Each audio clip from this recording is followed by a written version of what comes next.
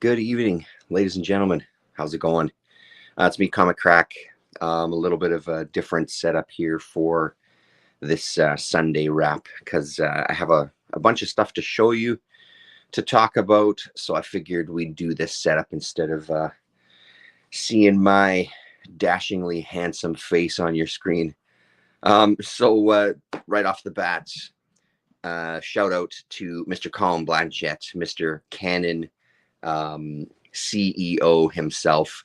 If you missed it, the live conversation I had with him is now up on the channel. I don't know why it delays sometimes from doing these live streams. It felt like it was an extra long delay from the time it was kind of streamed to showing up on the channel, but it is there now.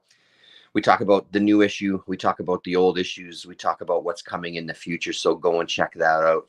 And of course, make sure that you go and pick up your copies of the Canon fanzine there from canonzine.bigcartel.com. So we'll just have a quick look through this first issue. Here's the cast of degenerates that are a part of this magazine. Who the fuck is this guy? So Colin Ray Carcassis, Alex Eklund, of course. We've got to give a huge shout out to Ryan Carey is there, Gary Usher is there, Jake Zawlacki, Chris Russ. I think I've got all the names there. So yeah, check out Canon. Pick up this issue. Pick up all 4 issues. And then, of course, pre-order the special issue that's coming, Canon Annual 2024. You can pre-order it now if you're in the United States from the Big Cartel store. There's also PDFs. I believe there's PDFs available of these as well. Colin was talking about somebody, I think, in Italy always does the PDF version of the magazine. So check that out. When he sent that along to me, he sent a couple of other things, which we'll have a quick look at. I haven't really dug into all of these.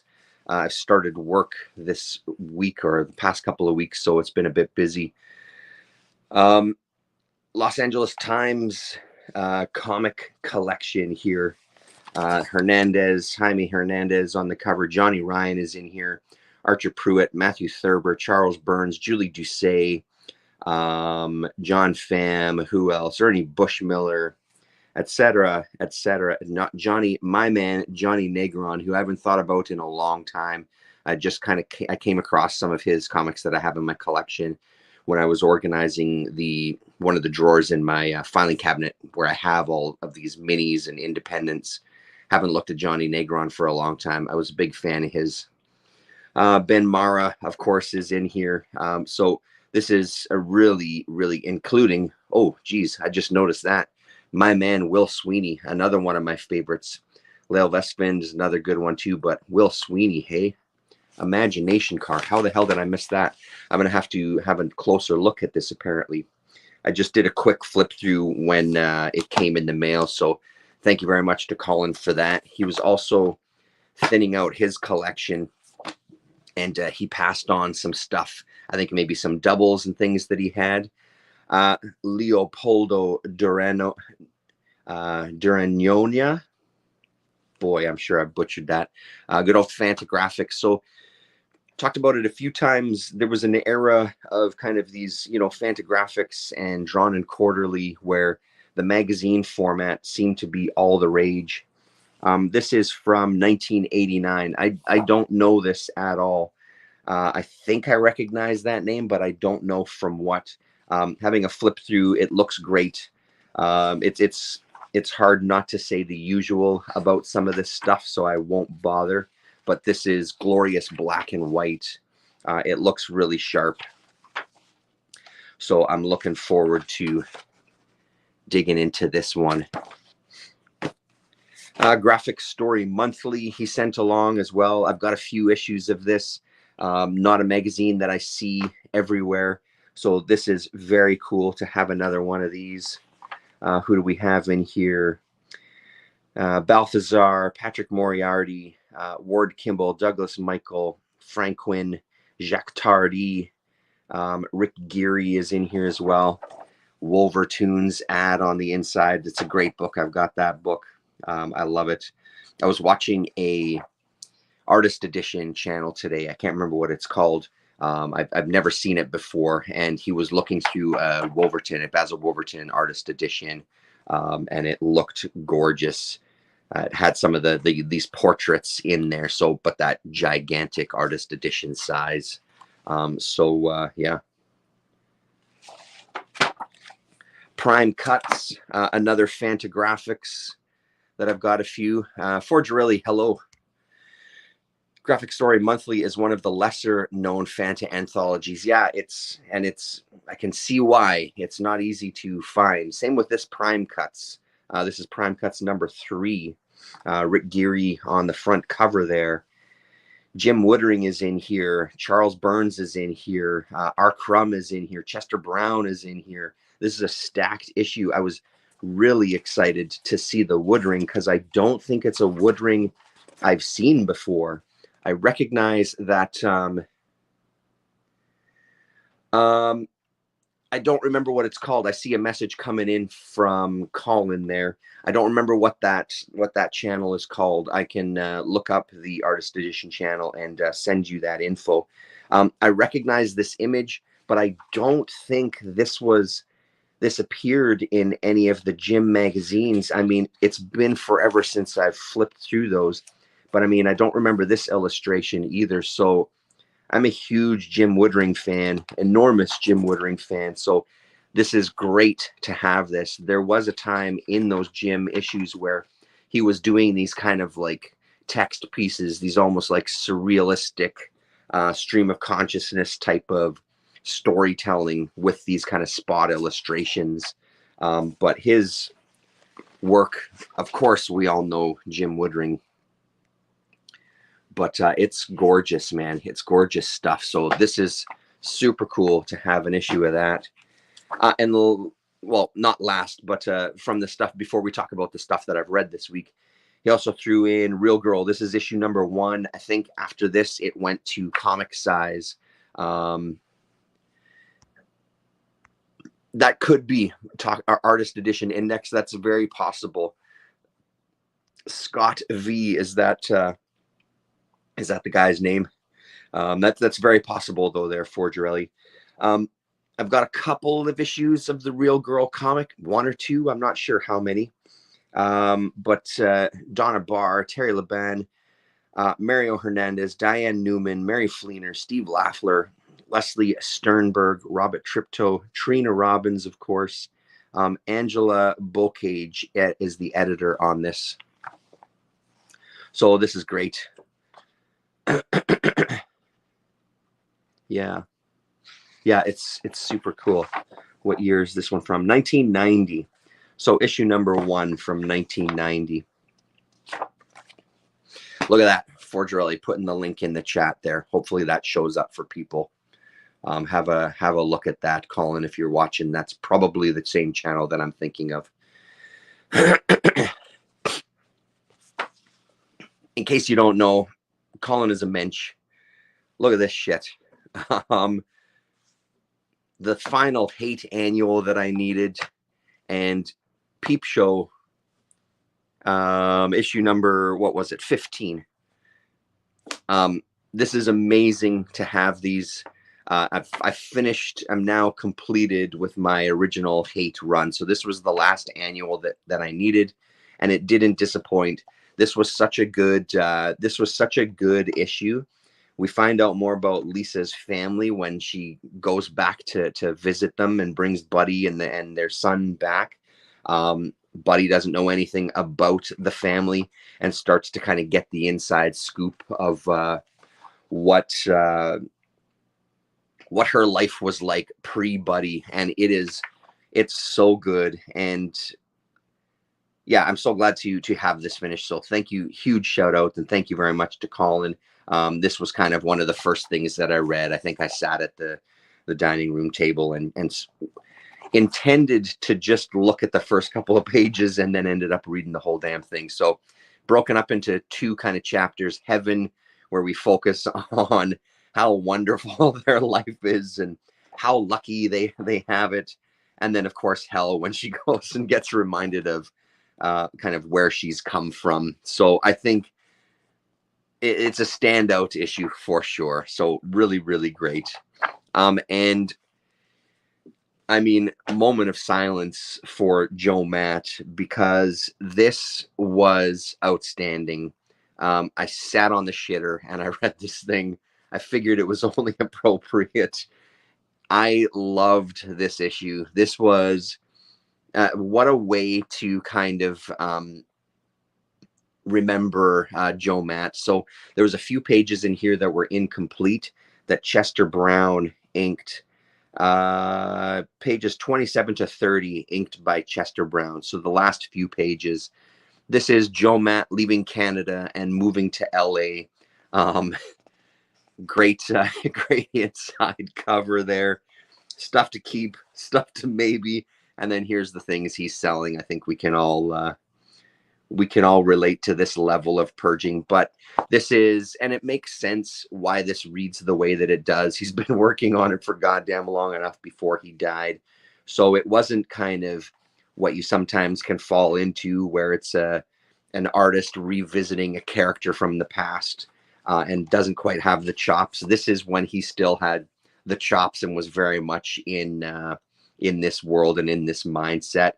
I loved every single page of this. I couldn't have asked for anything more from the final issue of Peep Show. This was such a pleasure to read. I think the usual, Seth's farewell speech is really great, reminiscent of Seth's words that he had to say about Joe in his kind of obituary right up there. I can't gush enough about this issue. Really, really touching, really fucking funny. He's such a jackass. It's unbelievable. He was such a character. And again, in a comic, because the people that knew him all say kind of the same thing, that, it looks all cute and stuff on the page. Try spending time with him. He's excruciating. So it's that separation, but an absolute joy. If you haven't read any Joe Matt, there's nothing stopping you from picking this one up. I think you can still get something out of it. Just if this is the only issue of Peep Show that you ever read, I think you can kind of get a sense of who this guy was and what he was writing about in his comics. So there we go. The final issue of Peep Show. Let's see here. Good evening, Gore Vidal. Jumped in just in time. Forgerelli's comment required approval. Thank you for the wrench. Nice. Perfect. Hello, Colin. Congrats on the fourth issue. Thank you, Gore. Heaven, did you say Kirsten Dunst? No, I didn't. No, you didn't. No, absolutely not. And AFPC, welcome. Nice to see you as well. So again, thanks very much to Colin for all this stuff. I can't wait to dig into some of those magazines. So I talked during the week, I was talking about this collection in town that has come up for sale and how the family has decided to kind of piece things off. They started a private Facebook group that, of course, they sent out a bunch of invites and encouraged people to send invites out for. They were trying to kind of piece things out to somewhere that made some more sense instead of going box by box. So I managed to get my hands on a bunch of stuff. Some of it I've read, some of it I haven't dug into yet, but I thought we'd take a look through the things that I did pick up from this family. I'm hoping that there's more to come down the line, maybe a thing or two to talk about in the next couple of weeks, but I won't talk about it yet. But I will definitely have more to say about this collection pretty soon. We talked about this. There is a video where we look through this Corbin Werewolf hardcover up on the channel, so I'd encourage you to check it out. One of the best Corbin books I think I've read. I love the way this is formatted. I love the way this kind of moves through different art styles and different years, even though it only spans, I think it was 4 years or maybe 5 years of his career. So I think it was maybe 79 to 84 is maybe what the years were. But I think this is pretty great. It's put together really, really nicely. So that was one. I did send you that invite. I texted you that. But I will sort it out. If that didn't work, I will sort it out. I'll search for you on Facebook and I guess friend you on Facebook and then send you that request. I will absolutely sort you out there, 420. Hello. So great start. The other Corbin that I got my hands on was a second edition Pops Comics. Look at this guy. Hello, Pops Comics. Hello, Sean. The other one I got was the second edition of Bloodstar. So I already own this one in the hardcover format. They're both black and white. Bloodstar is probably one of my favorite Corbin stories. It's Corbin and Robert E. Howard. I really, really like this story a lot. I didn't read it again a second time yet or a third time, but I did flip through it just to kind of see. It matches up pretty good with the hardcover version. It looks just as nice, but this is an outstanding story and one that I really hope. I see. Okay, I got you. I got you there, 420. I will sort you out there. One of the ones that I'm hopeful that that Dark Horse eventually puts out. I don't know if it's on the slate or how many books are going to be in this Corbin library, but along with that Werewolf, I'd encourage anybody, if you see this one, don't hesitate to scoop it up. Yeah, gotcha. So that's that one. Let's put these over here. They had a couple of cheap kind of lots come up. One of them was this Denizens of the Deep that I've always been curious about. This is a kitchen sink book. So he had all of the issues. So the 8-issue run. Doug Potter is the creator's name, the artist and the writer. I read this first issue. I'm really intrigued by this. I've always enjoyed. It's one of those comics that I see in the 50-cent bins every so often, and I always end up kind of picking it up, putting it in a stack, and putting it back. Never committing to actually picking up an issue. I'm really glad I got this lot because this first issue, if this first issue is representative of the way the rest of the series goes, I'm kind of intrigued. It's these kind of odd little stories in this deep city. So people the denizens of Deep City, as its title is. So you follow these people throughout their days and throughout this kind of little sliver of their life. This first one, there's a guy whose house gets broken into and his TV gets stolen. And of course, in this world, the cops are all over the case. They desperately want to catch these thugs who would steal a man's TV. And we meet some other people. They actually do a sting operation because he gets a ransom note. If you ever want to see your TV again, go and drop some money in a garbage bin. So the cops put a sting together and kind of hang out. And he keeps getting sent pieces of the TV in the mail till he figures, maybe I'll just build my own TV again. So very intriguing stuff. I'm looking forward to digging into the rest of it. It feels like each issue might be its own kind of set of stories. And the only thing that would kind of link them together is that they're all a part of this deep city space. I love seeing the old t-shirt ads in some of these. So here's an ad for Omaha the Cat Dancer, ad for Xenozoic Tales, Advanced Comics, and a couple of more, and some Death Rattle. Celebrate the end of an era. So I guess it's the final. Yeah, the Iconoclastic mature reader's horror comic book from Kenshin Press is stopping publication with its 18th issue. That final run of Death Rattle, I don't actually have it complete.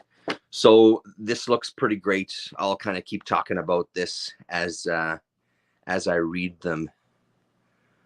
What have I missed here? At Comic Show today, Catalan, Werewolf, and Rolf books were $80 to $100. Oh, wow. Okay, so I did not pay $80 for Werewolf. That's for damn sure. Rolf, so was that the soft cover? It was the Corbin Underground, right, from Catalan. It had Underground / Rolf. I think that's the only issue that I have from that. I think it's a 3-issue collection from Catalan where they collect his Underground works. Got some books to sell. I'm local. Can I just stop in with a stack? Look at this guy. Do some trading there, AFPC. So that's Denizens of Deep City. The other one that I got, yeah, okay, the soft one, the soft cover one, yeah. Cartoonland, somebody by the name of Donnie Jupiter, Cartoonland from Magic Comet Carpets. This kind of stuff is automatically going to appeal to me. And this first issue was pretty good. A lot of short stories. You can see here a whole stack of them. This is from 1987. They're based out of Sacramento, California. I don't know much about the artist, but the style really appealed to me. And some of the stories are really outstanding.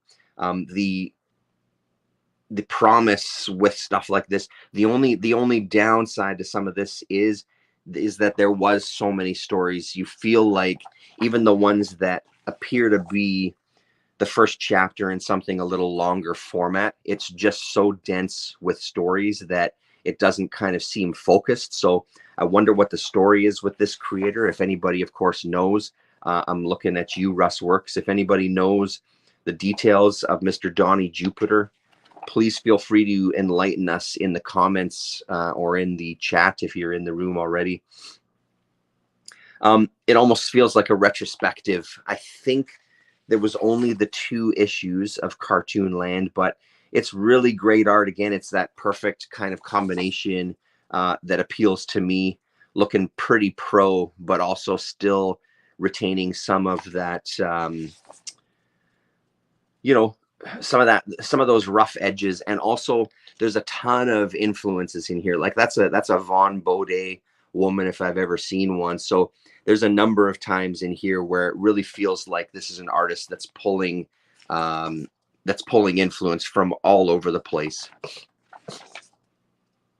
So yeah, pretty damn good, man. I haven't dipped into issue 2 yet. Yeah, so this is July 87, number 2. And again, a stack of stories, but looks just as sharp as the first one. So I'm looking forward. Yeah, here's the continuation. Here's the continuation. So that's Cartoonland.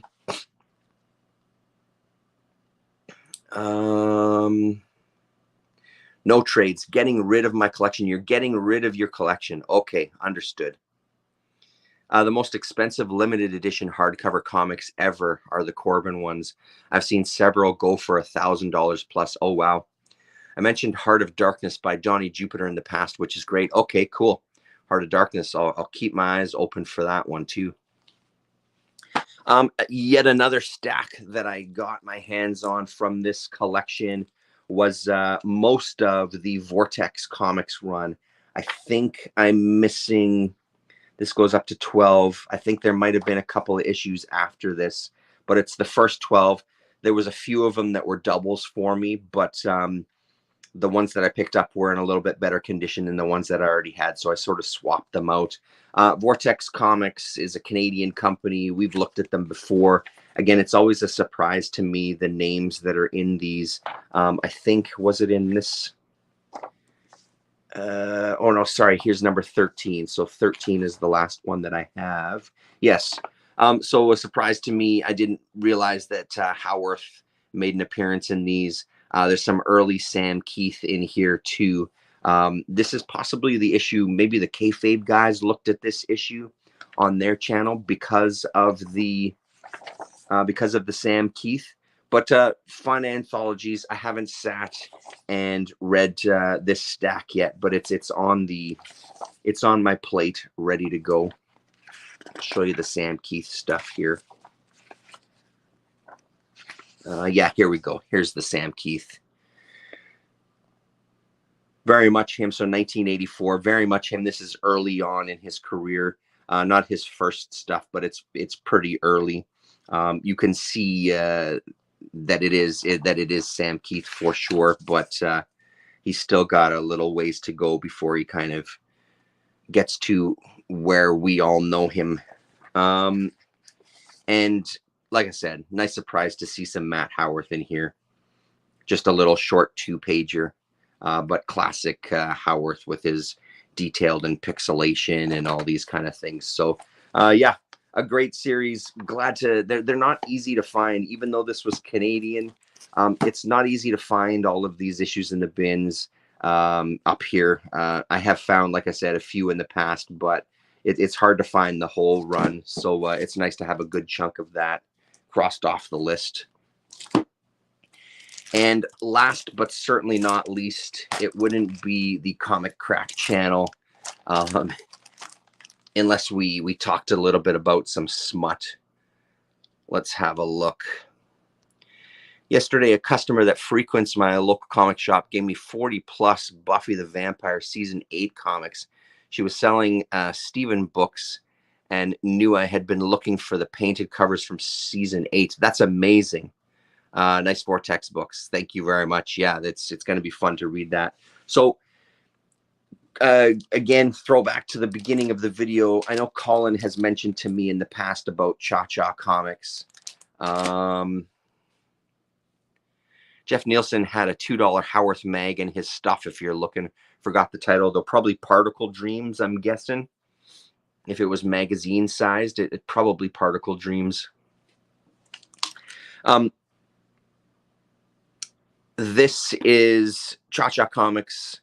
Had, I don't know how many issues or how many magazines come out. I think 10. I found a little resource online that listed all of them and the creators behind all of them. There's a lot of erotic stories. So in this particular chunk, we got 2 from Rotundo. Massimo Rotundo, I think, is the guy's name. I think he did a book called Tex, and I think he might have been involved with Dylan Dog for a little bit. We've talked about Dylan Dog here on the channel, I think once in the past, because I'm pretty sure I read some digitally. Levi and Leroy, Pearls of Love and Coco. I started in on this one. I haven't finished reading this one yet. And then Magnus, who I know from, I've got a book from him called The Specialist, I think. And then is it Necron? Is that one that's called? I think both of those are Catalan books. What's interesting about this is kind of where they're taking the influence from this. So this was something that I was unfamiliar with. So it's apparently a famous Chinese erotic story of this guy with all his wives, and he comes across this monk who's got these pills, 110 pills, and advises him only take one every full moon. Of course, he doesn't listen, consumes the whole lot in a pretty short period of time, and just kind of leads this debaucherous lifestyle until he dies at the end of the book. So apparently it's a very famous Chinese erotic story that when I was digging online, there's lots of versions of the book out there. But Magnus's art is fucking gorgeous. So we'll have a quick look through this. So, you know, I always mark my videos as adults only, but fair warning, like I say, wake up the kids, get them down here, get them watching YouTube, and let's look at some smut together. And again, I gotta say, the stuff that I've so far been picking up from this collection is in unbelievable condition. This is like it's never been read, these books here. I kind of wish there was more, because reading these couple, I'm a lot more impressed with this stuff so far than I thought I would be. So I guess that's the original author's name, Jin Ping Mai. So this came out in 1990. I think Cha-Cha Comics only was around for a few years, maybe 89 to 92 or something, somewhere in around there. But you can see right off the bat, Magnus's beautiful kind of crisp black and white style. And it's the same throughout the whole thing. Look at these women here, are just stunning. So really, really great little story, actually. Yeah, I guess, pardon me.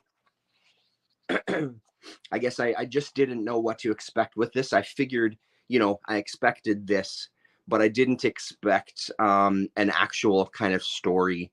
I just expected some really base, dirty porn, basically. So it was a nice surprise reading both of these books, because the other one I read was this first volume, Ex Libris Eroticus, which was also fantastic, filled with short stories. We'll look at this one next. So not much more to say about this other than showing you some of the pages here. So here's the section when he finds this monk who's meditating, and he disrupts his meditation, so he gets these 110 pills.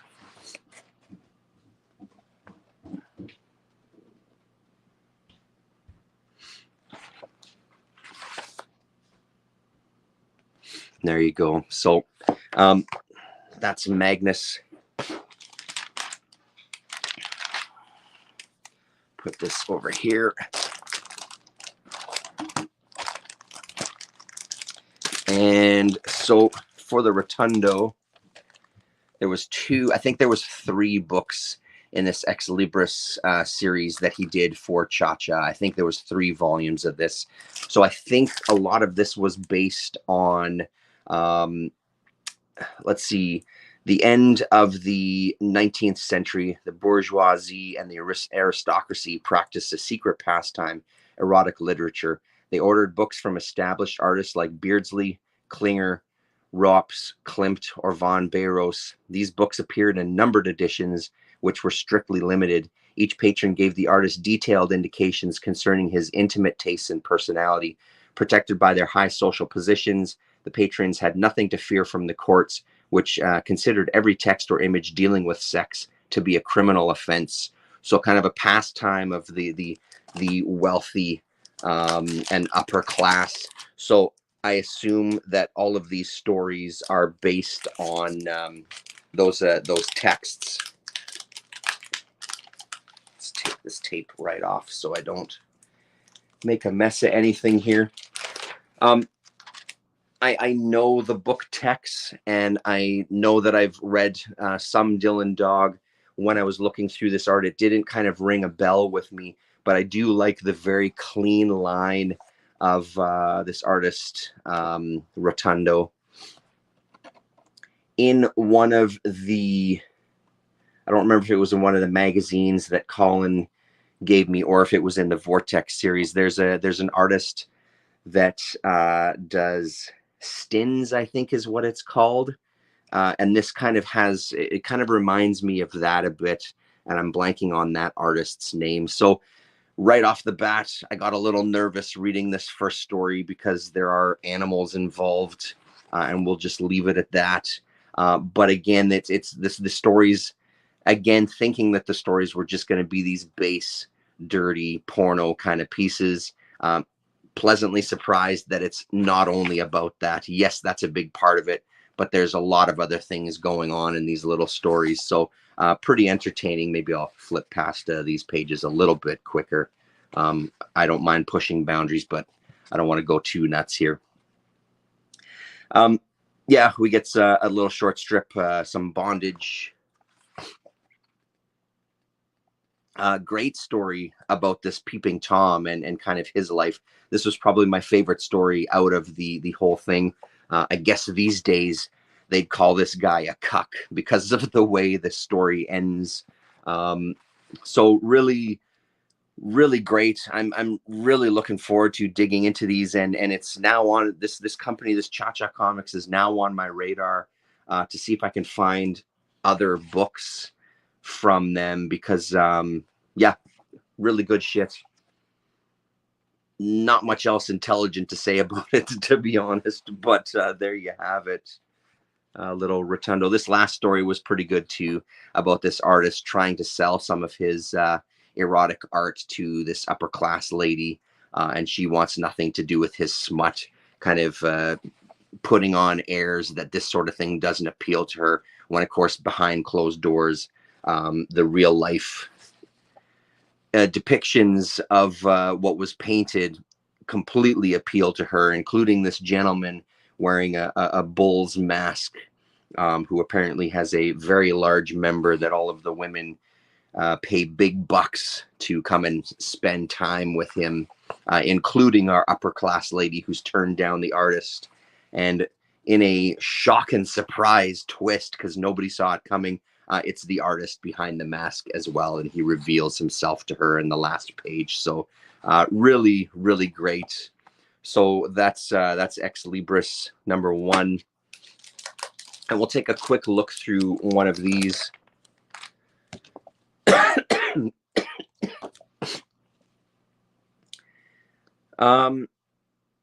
I feel like when I was looking up Georges Lévy, there was one of the ideas that appeals to me about some of this kind of literature, or some of this kind of art, is, I don't know if I buy it, but the idea of it being kind of coming from a place of like revolutionary place, I think is very appealing to me. That there's this sense of, if you're going to break the taboos, and if you're really going to put sex on display and really kind of go for it, that's a very much a revolutionary act. I like that idea. Like I said, I don't know how much I buy it, but I do enjoy that that's a thought out there. And I think this Georges Lévy was one of these guys who was very political, and used that in his art. Again, it's a name that I know nothing about, so it makes me want to dig up some more. So we'll have a look at this one. This one is very different. It's much softer. It almost feels like pencils throughout the whole thing. It kind of has a bit of a fumetti kind of feel to it, like the Italian comics, except a lot more polished. Some of the stuff that I've seen, not even the translated stuff, it looks pretty raw. So this feels like it has a little more higher level of detail to it, but it sort of comes from that same world. So in this one, it's a guy that's a soldier. His master that he serves, or his king that he serves, has given his bride to be a diamond ring. And that's kind of where I've left it. I haven't, I just read the first few pages, so I don't know where this story is going.